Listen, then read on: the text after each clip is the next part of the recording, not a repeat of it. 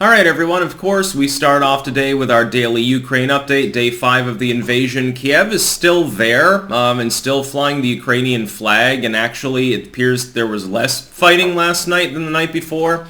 Methinks there's a reason the Russians agreed this time to the border talks, as opposed to last time, a few days ago, they were like, screw the border talks.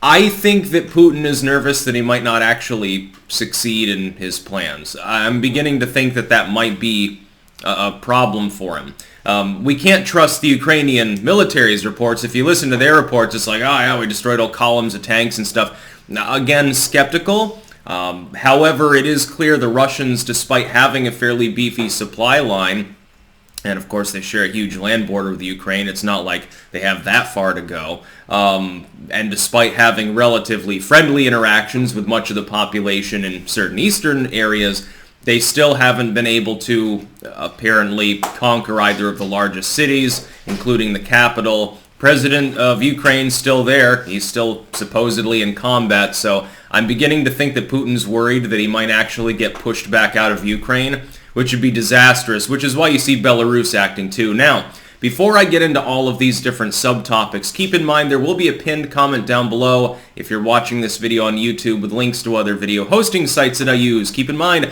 I make exclusive content every single day on those platforms that does not go on YouTube because of its algorithms and the censorship of certain topics. Starting with the subtopic here of MSNBC's perpetual Trump derangement syndrome disinformation with regards to the Ukraine situation.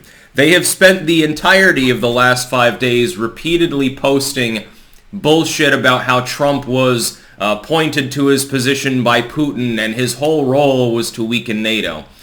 A casual observation of the reality of the Trump versus prior and now Biden administrations will show that that's not the case. Now, of course, I'm kind of preaching to the choir with most of you, but in case you find any uninformed MSNBC watchers, and in the off chance that they've still retained the intelligence to listen to reason, to listen to reality, I just point out actually that Trump was the one that strengthened NATO by causing NATO countries to pay more into the system. And it's funny, Germany's decision to rearm now, which is being praised by MSNBC and US liberals, oh, the Germans will take the fore.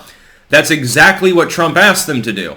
He urged them for years to do this. You're now cheering the fact that they made that decision, but they had to wait until the Russians invaded part of Europe to make the fucking decision. Talk about dragging your heels. They were warned about Russia by Donald Trump.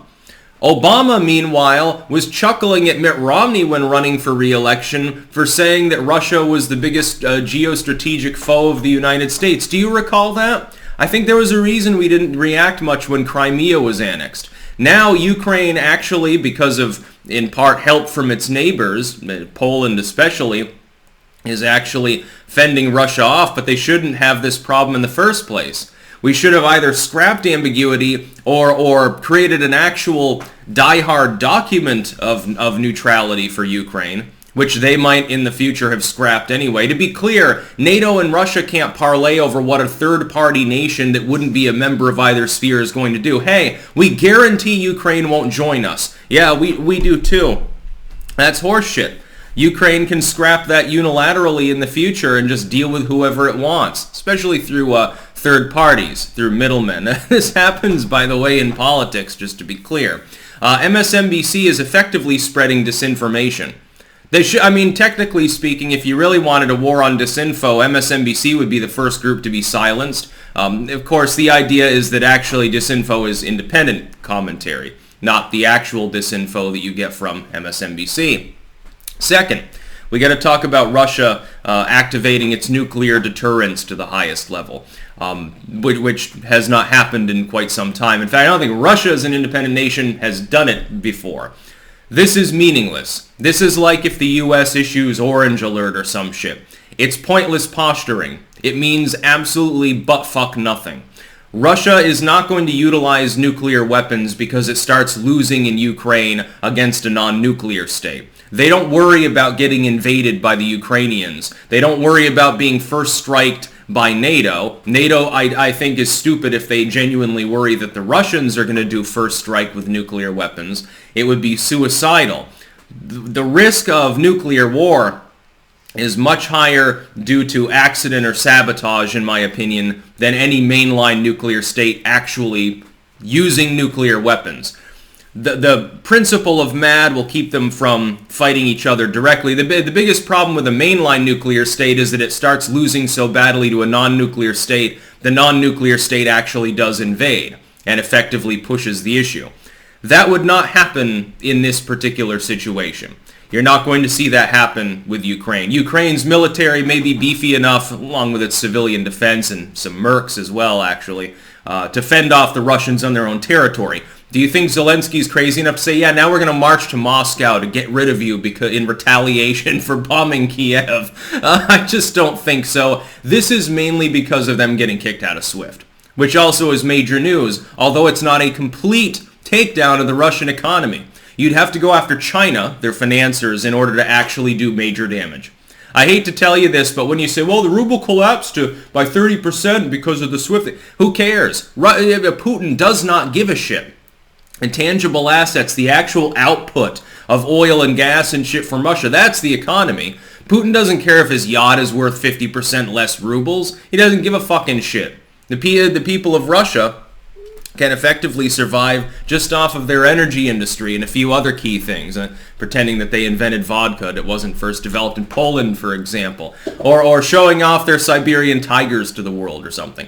Then we got to talk about Belarus. Now, this is much more concerning. This is a more serious move than what we've seen so far, other than the invasion itself. And that's that Belarus is effectively adopting a different stance. It had a non-nuclear stance before where it effectively said, we're not going to develop nuclear weapons, we're not going to test nuclear weapons, which they don't have any, so that's not a problem. We're also not going to host nuclear systems. We are effectively, in the doctrinal sense, although not in the pragmatic sense, a neutral third-party country. By scrapping this, they are effectively threatening to host Russian nuclear systems right on the doorstep of Europe. Now, I would point out, this is fundamentally similar to the argument made by the East blockers, the reaction being, afraid of this or condemning the concept. Well, you're trying to do that with Ukraine. You're on our doorstep. NATO expanded, which, yeah, it did, in a time of relative peace, by the way, when Russia didn't seem to have much of a problem for almost half a decade with that situation. There's a little bit of propaganda coming from the Kremlin lately. That is the truth. That being said, it would also be kind of propagandistically hypocritical to condemn this too much when you do have U.S. nuclear systems in Germany, in Turkey. They're not far from Russia. This just escalates the situation and pushes us more into the Cold War that never technically ended.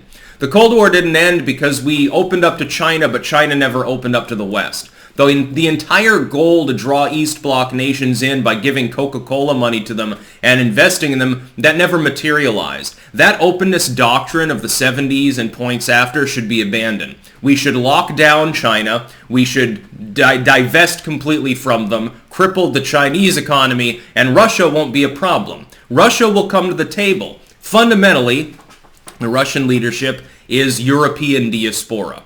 The political style is more of a fusion. You have mass corruption, although you do in Eastern Europe too, just to be fucking clear.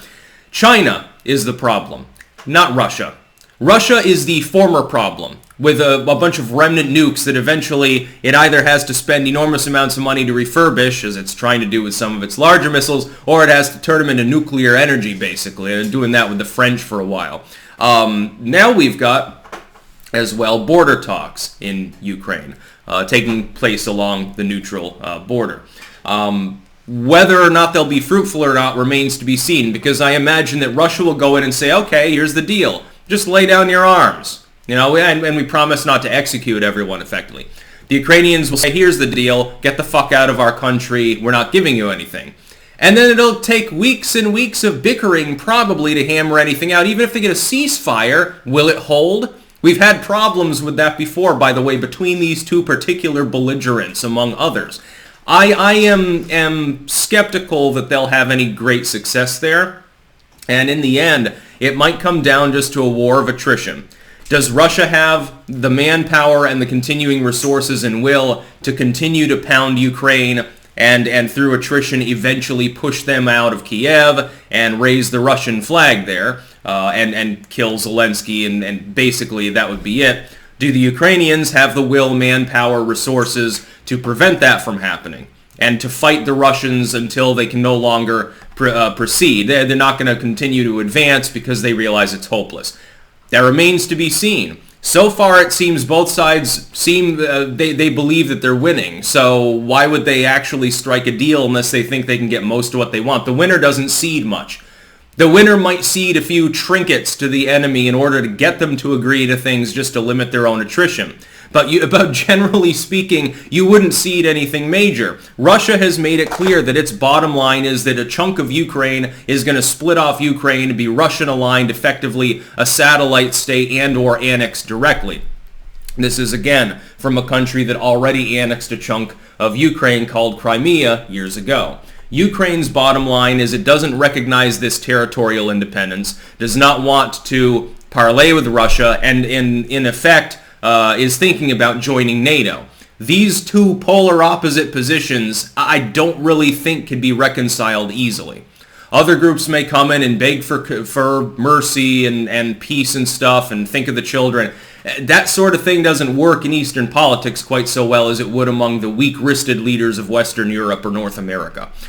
So we'll see what happens. Anyway, link in the description. Cross-platform if you want to see something funny. You can see the MSNBC Disinfo bit where they blame Trump for what's currently going on.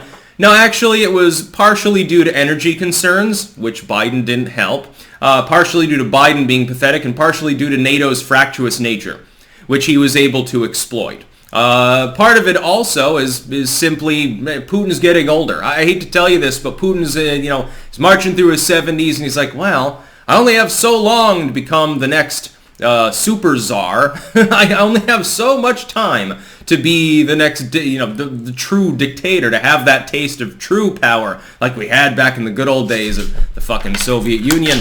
And so he's going with it. I think that some people say, well, he's dying of cancer. I don't believe that, but he's aware of his own mortality. Just because he has a little bit of an ego on him, Trump does too, Biden does, most of these people have huge egos, doesn't mean that he expects to be cryogenically frozen or something. They're gonna do more than what they did with Stalin and shit, and they're not gonna mummify him, they're gonna freeze his brain and then they'll bring him back to life in a cybernetic organism or something. I don't think that he believes that. That could be a part of why this is happening now. I don't think it was triggered by NATO expansion any more than it's going to trigger some major response that Belarus goes nuclear again, technically speaking, or at least is open to the prospect of hosting Russian nuclear weapons. That's not an act of war. They're allowed to do what they want. They scrap their agreement. They change their constitution. Also, their egotist of a president plans to insert in that, hey, I can run for several more terms. So basically become dictator. Who cares? The Russian nukes are only a few hundred miles further away without that happening, so who cares? It's no greater a threat to Europe. So I don't see why people would be concerned, but I can understand that they will be. That's about all. Peace out.